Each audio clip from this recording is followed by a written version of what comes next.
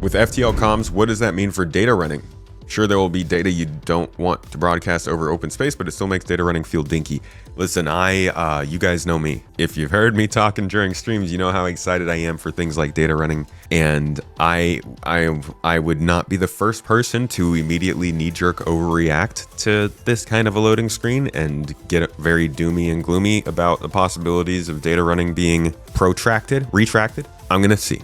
It can mean a lot of things in a loading screen, and I don't want to interpret it too much. I'm a really, really big fan of data running, and I do want it to be a thing, and I can get my brain 75% of the way there for data running. This is arguably a not so great marketing tactic CIG has used. They've given us some of the pieces here and there, and then they've let our brains fill in the gaps. So I don't know what data running would actually look like in the game, right? I know that data running would be, as I've understood it over the years, the idea of data running would be to consider the things in the game that are data to be cargo, but it's cargo with a use. So the only clear example I've ever seen them give of what data running could be in this game, it was like, clear as an in-game, in-engine example of kind of how data running could work. It was a couple years ago actually, Navigating the Universe, this one. And it was right here when they went to download a map. He mentions just like a little bit of this here. Listen to this. So our current objective, it's much more interesting if we can actually take this on the go. So let's download it to our data bank. So this is clearly showing that there are at least ways to transfer data. I'm not saying this is data running gameplay itself, but it is showing that data has a value. A map is something you can download and take with you. If you don't have that information, then you're going to be less prepared than somebody who does. So that clearly shows that access to said data is important in the game. As you'll notice, we now have the representation of the environment in the upper left corner of our visor.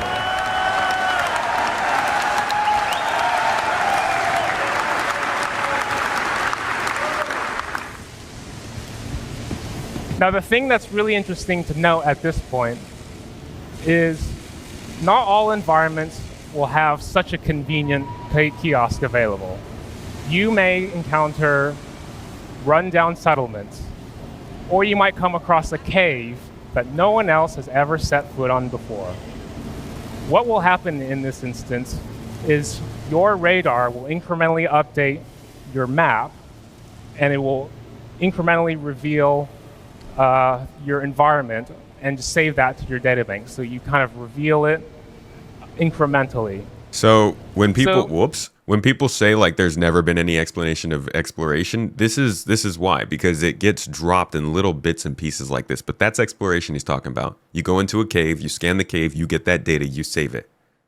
And again, if there's an opportunity to not have that map, then that means there is a benefit to having that map. So this is, I think, imparting this idea into people's minds that data matters, and having or not having data is a conscious decision that you can make.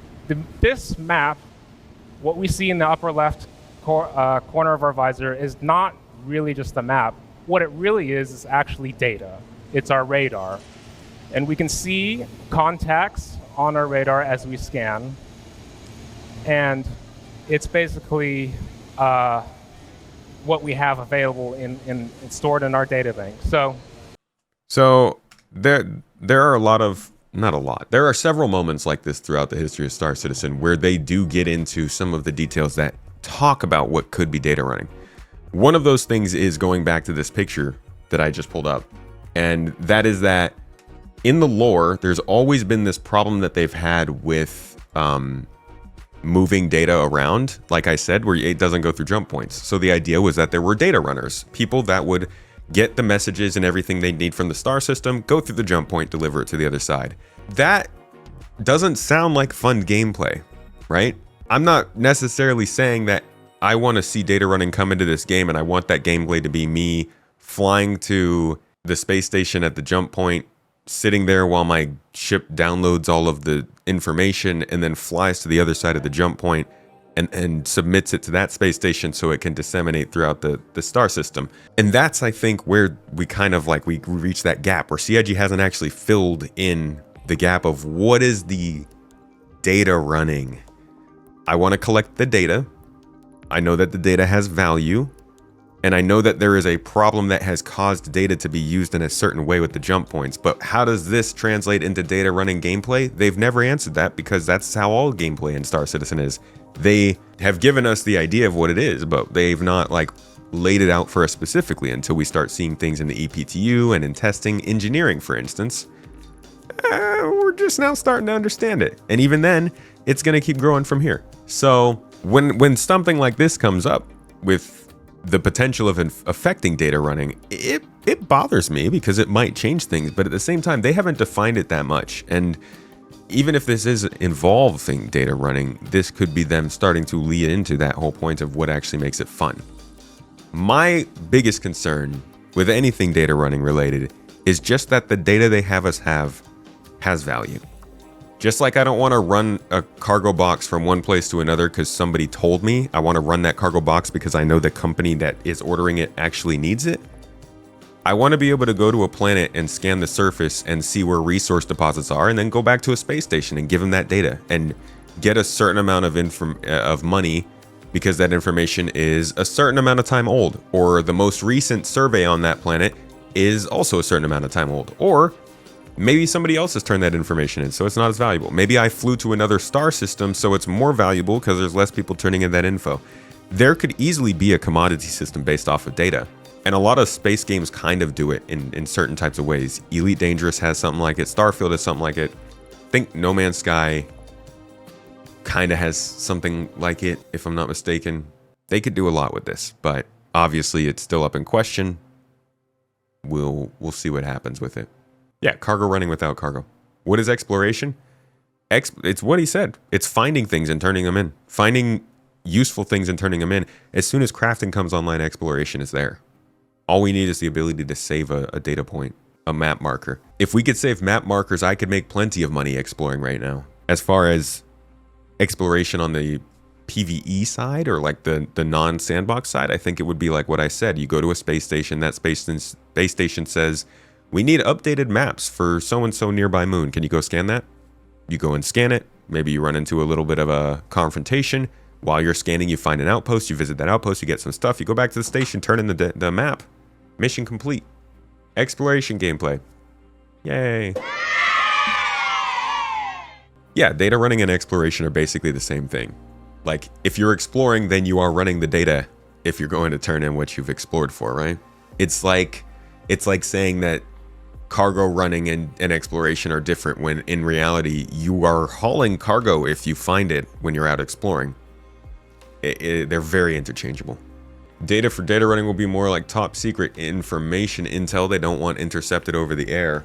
Potentially. That's also another thing, is like there's also hacking, kind of. There's monitoring space for data, so the MSR and the Herald might be they might have scanners that can capture data over the air, like you're saying, or over the vacuum, whatever you call it. And then at the same time, they're also meant for transportation. So there could be non-confrontational means of data running. Could also be illegal stuff. And you can also, just to confirm it is a thing that they want to make sure exists in the game, if you go to 1.0 and you look through the different professions that they have here, you can see that there's fuel gatherer, there's engineer, crafter, refiner, salvager, repair, miner, builder. I said miner twice.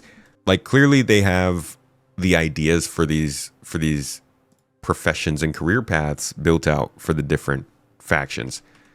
And here we got the Sports Federation one. We've got the Academy of Science, where you've got the crafter, they called it, farmer, the researcher, search and rescue, explorer, which works with the ICC. And you can already see some of these missions coming into the game. But like, if you want to see, if you're asking, what is exploration? Here it is. Scanning objects, deploying objects, mapping locations, scanning areas, finding and collecting. I know people are going to continue for years to say that it's something else and that CIG has to have something else, but they've laid all of it out right here. Do not set your expectations beyond what they've said are going to be in these guilds. When it comes to sandbox gameplay, there's probably more to it. But in terms of the packaged, tried and true exploration gameplay. Generally what they put on here is, I think, all you should be expecting. That being said, if you do find the transportation guild somewhere in here, you will see that they also have the data delivery job in the transporter section. Again, not a big part of this whole thing. You've got hauler, courier, trader, transporter, recovery expert, and data delivery is just one part of that. But it is a part of it. We'll see how far they go with it. But it's mostly what we know about it. A lot you can talk about it coming from just a loading screen.